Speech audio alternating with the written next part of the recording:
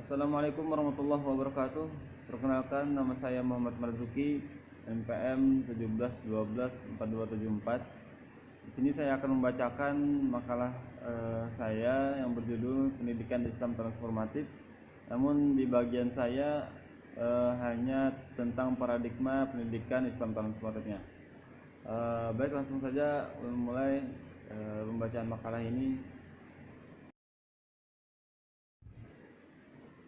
Pendidikan Islam sebagai salah satu media penyadaran umat dihadapkan pada problem bagaimana mengembangkan sebuah pola pendidikan yang transformatif, sebuah pola pendidikan yang mampu memberikan pemahaman dan transformasi pembelajaran yang tidak saja bertumpu pada transfer pengetahuan saja, tetapi juga transfer nilai-nilai.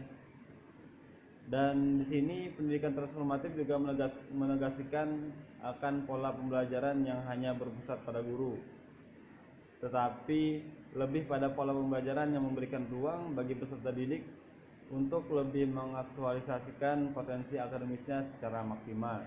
Nah, jadi kita masuk ke pembahasan tentang paradigma pendidikan Islam transformatif. Secara konseptual ada 3 paradigma pendidikan yang dapat memberi peta pemahaman mengenai paradigma apa yang menjadi pijakan penyelenggaraan pendidikan di Indonesia yang berdampak sangat serius terhadap perubahan sosial.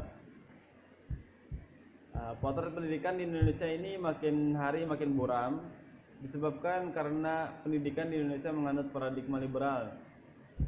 Nah, dalam koridor paradigma ini pendidikan diabadikan bagi kepentingan ekonomi semata.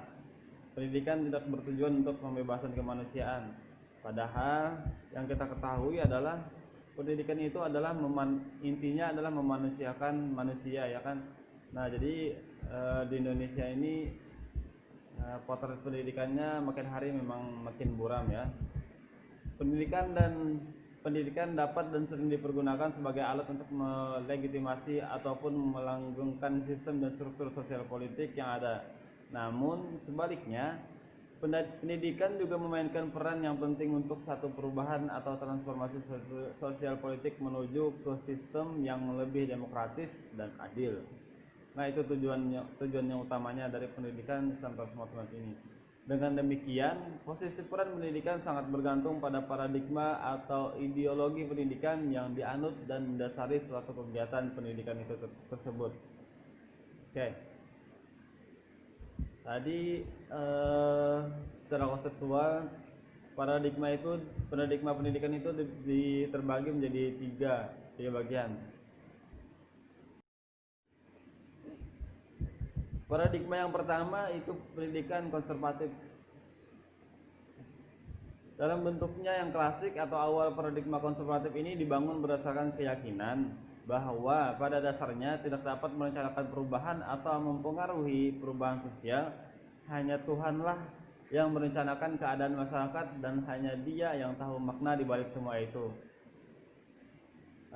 Pandangan seperti ini, kaum konservatif ini tidak menganggap rakyat itu memiliki kekuatan atau kekuasaan untuk merubah kondisi mereka. Mereka hanya menderita, yakni orang miskin, buta huruf, kaum tertindas, dan mereka yang dipenjara. Menjadi berada di posisi demikian itu karena salah mereka sendiri.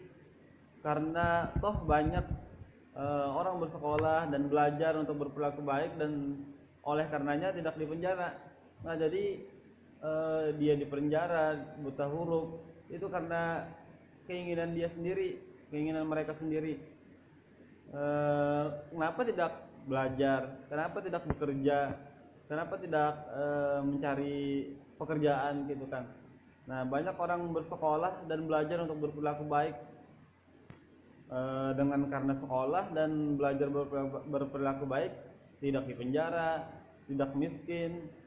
Nah, kaum miskin haruslah sabar dan belajar untuk menunggu sampai giliran mereka datang, karena akhirnya, nah ini pandangan paradigma pendidikan konservatif ini, orang-orang yang miskin misalkan itu dia cuma bersabar dan menunggu gilirannya untuk belajar. Karena akhirnya semua orang akan mencapai kebebasan dan kebahagiaan kelak. Dia cuma berkeyakinan seperti itu. Nah, paham konservatif ini hanya melihat pentingnya harmoni serta menghindarkan konflik dan kontradiksi. Sebagian besar penyelenggaraan sekolah yang dikelola oleh kaum tradisionalis berangkat dari paradigma konservatif ini. Penyelenggaraan sekolah atau madrasah dalam perspektif dan paradigma konservatif memang terisosialisasi dari persoalan kelas maupun gender ataupun persoalan ketidakadilan di masyarakat. Nah, jadi ini adalah latar belakang dari paradigma pendidikan konservatif ini. Dia cuma memahami bahwa dia hanya menunggu giliran, karena dia berkeyakinan bahwa semua orang itu sudah ditakdirkan dalam satu takdir yang akan dijalaninya. Selanjutnya, paradigma pendidikan liberal. Paradigma pendidikan liberal ini adalah kaum liberal, dikenal dengan kaum liberal yang mengakui bahwa memang ada masalah di masyarakat. Kalaunya paradigma konservatif tadi cuma menerima takdir, kalaunya ini adalah mengakui bahwa memang ada masalah di masyarakat atau di kaum tersebut. Namun bagi mereka, pendidikan sama sekali steril dari persoalan politik dan ekonomi masyarakat. Tugas pendidikan cuma menyiapkan murid untuk masuk dalam sistem yang ada. Nah, sistem di sini diibaratkan sebuah tubuh manusia yang senantiasa berjalan harmonis dan penuh keteraturan. Jadi manusia ini sudah menurutnya memang sudah dikaruniai oleh ilmu dan pengetahuan, tapi yang berjalan harmonis dan penuh keteraturan ya. Kalaupun terjadi distorsi, semacam penyimpangan atau kerusakan, maka yang perlu diperbaiki adalah individunya yang menjadi bagian dari sistem, bukan sistemnya. Kalaunya tadi tubuh manusia dianggap sebagai sistem, tubuh ini sudah dianggap sebagai manusia yang sempurna, yang memiliki ilmu pengetahuan. Tapi kalaunya terjadi penyimpangan tadi, itu adalah bagian dari sistemnya sini, bukan sistemnya, cuma bagiannya lah. Sistemnya ini kan tadi dianggap sebagai berjalan sebagai harmonis dan penuh keteraturan, artinya sudah semacam sempurna lah seperti itu. Nah, tapi kalaunya terjadi distorsi tadi, semacam penyimpangan atau kerusakan dari individunya ini, yang menjadi rusaknya itu adalah bagian dari sistemnya, bukan sistemnya. Nah, pendekatan liberal inilah yang mendominasi pemikiran tentang pendidikan, baik pendidikan formal seperti sekolah maupun pendidikan non formal seperti berbagai macam pelatihan-pelatihan. Akar dari pendidikan ini adalah liberalisme, yakni suatu pandangan yang menekankan pengembangan kemampuan, melindungi hak dan kebebasan, serta mengidentifikasikan problem dan upaya perubahan sosial secara inskrimental demi menjaga stabilitas jangka panjang.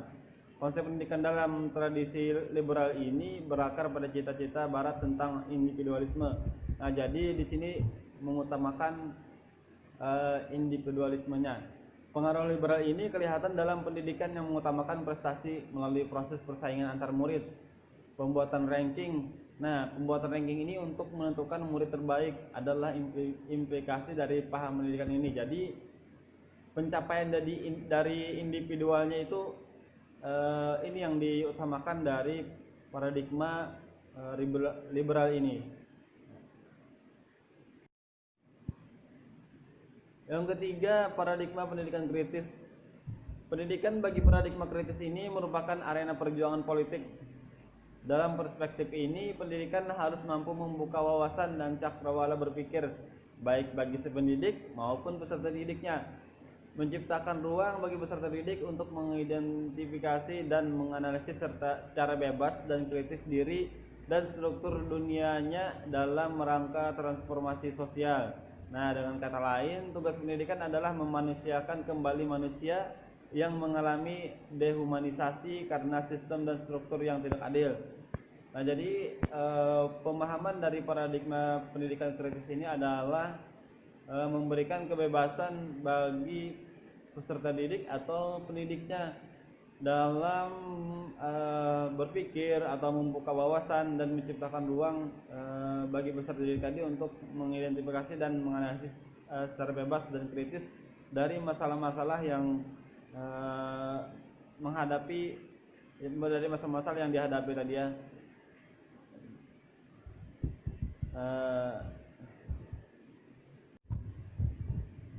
Tiga paradigma di atas masing-masing membawa dampak berupa karakter kesadaran manusia yang oleh Freire digolongkan menjadi tiga golongan. Yang pertama, kesadaran magis. Kesadaran ini yakni suatu kesadaran masyarakat yang tidak mampu mengetahui kaitan antara satu faktor dan faktor lainnya. Kedua adalah kesadaran naif. Keadaan yang dikategorikan dalam kesadaran ini adalah lebih melihat aspek manusianya yang menjadi akar penyebab masalah masyarakat. Jadi sebabnya dari manusianya yang menjadi penyebab masalah dari bagian-bagian masyarakat. Ketiga disebut sebagai kesadaran kritis. Kesadaran ini lebih melihat aspek sistem dan struktur sebagai sumber masalah. Jadi inti dari masalahnya itu adalah dari aspek sistem dan strukturnya. Dari uraian ketiga paradigma di atas, maka dapat ditarik benang merah bahwa yang sesuai digunakan dalam dunia pendidikan transformatif yang didasarkan pada dunia pendidikan di Indonesia adalah paradigma pendidikan kritis ke arah paradigma liberal. Nah, jadi intinya dari pendidikan transformatif yang ada di Indonesia ini adalah pendidikan kritis, paradigma kritis dan mengarah ke paradigma liberal, yang mana si manusianya diberikan kebebasan untuk berkembang, yang nantinya akan membuat pencapaian seperti pembuatan ranking untuk menentukan murid yang terbaik. Nah, jadi yang di Indonesia itu memberikan wawasan atau membuka wawasan dan cakrawala berpikir secara penuh baik bagi peserta didik maupun pendidiknya, dan bagi pendidik menciptakan ruang bagi peserta didik untuk mengidentifikasi dan menganalisis masalah-masalah yang ada yang dihadapi mau baik dari struktur dunianya dan dalam rangka transformasi sosial tersebut. Nanti mengarah kepada pencapaian cita-cita semacam tadi, pembuatan ranking dan menentukan murid terbaik tadi. Sampai di sini yang dapat saya bacakan dari makalah saya. Salah hilaf mohon maaf. Saya akhiri. Allahumma taqabbal minni. Wassalamualaikum warahmatullahi wabarakatuh.